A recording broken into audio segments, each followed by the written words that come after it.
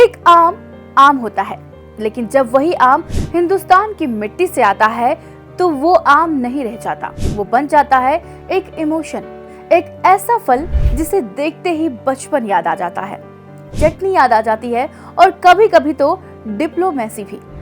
क्या आम सिर्फ एक मौसमी फल है? नहीं, आम एक संस्कृति है, एक कनेक्शन है और कई बार एक साजिश भी। हमारे लिए आम कोई नया फल नहीं है। ये तो हिमालय की तराई में लगभग 4000 साल पहले उगा था, जब यूरोप वाले गेहूं की खेती भी ठीक से नहीं समझ पाए थे, मतलब धीरे धीरे समझने की कोशिश में थे। हालांकि आज कुछ वैज्ञानिक डीएनए सबूतों के आधार पर ऐसा क्लेम कर रहे हैं कि आम सिर्फ भारत में नहीं बल्कि सुमात्रन आइलैंड और बोर्नियो में भी अपने आप ही उगा था।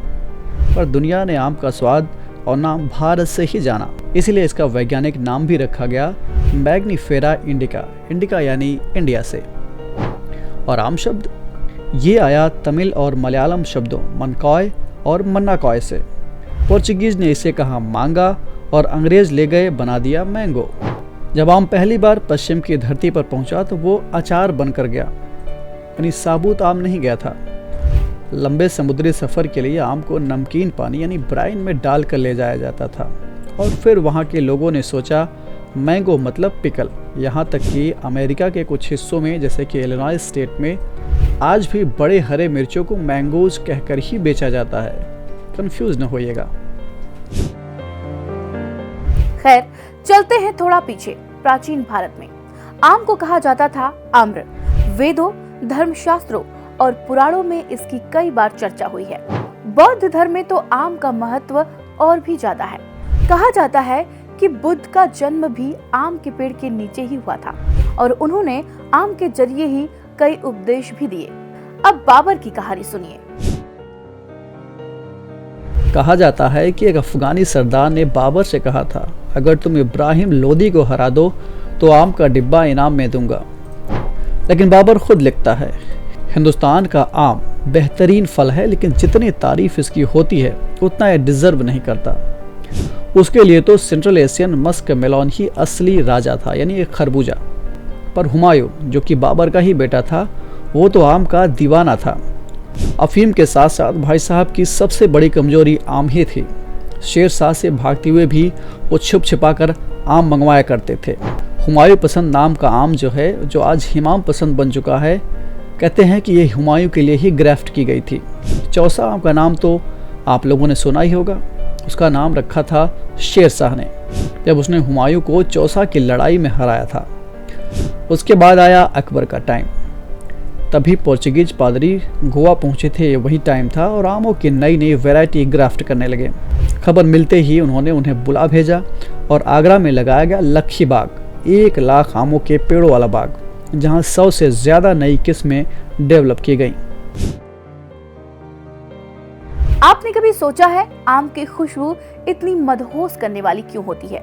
इसके पीछे होते हैं VOCs यानी कि वोलेटाइल ऑर्गेनिक कंपाउंड्स, जिसमें शामिल है टर्पीन, लैक्टोन, एस्टर और एल्डिहाइड। एस्टर मीठी फ्रूटी खुशबू, लैक्टोन क्रीमी और मिट्टी जैसी, टर्पीन फूलों जैसी महक, एल्डिहाइड घास जैसी और हल्की तीखी। हर किस्म के आम में यह सभी कंपाउंड अलग मात्रा में होते हैं, जिससे हर वैरायटी का अपना खास एरोमेटिक प्रोफाइल बनता है। लेकिन यह मीठा आम कभी कभी हल्की जलन भी दे जाता है। आम के छिलके में पाए जाते हैं यूरोशियोल टाइप कंपाउंड्स, जो स्किन एलर्जी दे सकते हैं। अगर आपने कभी आम को दबाकर उसका रस चूसा हो और होठों पर खुजली होने लगी तो समझ जाइए आम ने हल्का डंक मारा है। कभी कभी इसे देशी भाषा में चोपी भी कहते हैं। इतना खास है आम कि इसे राजनीति में भी इस्तेमाल किया गया। हाँ, इसे कहते हैं मैंगो डिप्लोमेसी। पाकिस्तान के हर राष्ट्रपति ने भारत के प्रधानमंत्रियों, राष्ट्रपतियों, यहाँ तक कि विपक्ष के नेताओं को भी आम भेजे हैं, दोस्ती के तोहफे के तौर पर। लेकिन हर आम मीठा नहीं होता। घटना है 1988 की। पाकिस्तान के राष्ट्रपति जियाउल हक की प्लेन क्रैश में मौत हुई थी। कहते हैं कि आखिरी वक्त में जो आम का डिब्बा लदा था उसी में बम छुपाया गया था। और यह कहानी मोहम्मद हनीफ की नॉवेल है a case of exploding mangoes, उसमें भी मेंशन है। लेकिन आम से दूर रहना मुश्किल ही नहीं बल्कि नामुमकिन है। भारत में आम सिर्फ फल नहीं, ये नाश्ता है, लंच है, डिनर है, सब कुछ है। मीठे आम का आमरस या हो खट्टे आम की चटनी, केरल की मीन मैंगो करी हो या गुजरात की आम वाली कढ़ी या फिर मंगलोर की मीठी तीखी आम करी, हर प्लेट में एक आम जरूर होता है। तो दोस्तों, आम सिर्फ स्वाद नहीं, ये यादों का संदूक है। इसमें छुपा है बचपन, दादी का अचार और कूटनीति का खेल भी। मिलते हैं अगली कहानी में एक और रोचक विषय के साथ। तब तक आम खाइए और प्यार बांटिए।